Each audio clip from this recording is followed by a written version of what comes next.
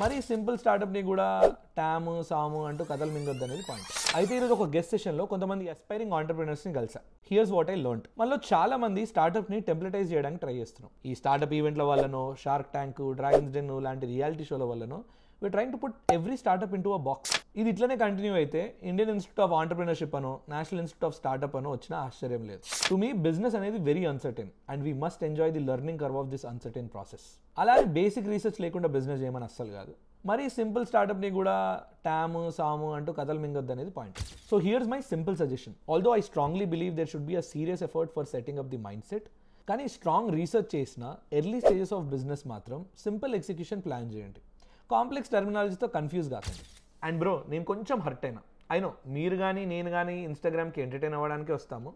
కానీ మనం చూసే 20 రీల్స్లో ఒకటి ఇలాంటి పనికొచ్చే రీల్ రావాలంటే కింద ఆ ఫాలో బటన్ని కొట్టి ఈ రీల్ని షేర్ చేయండి.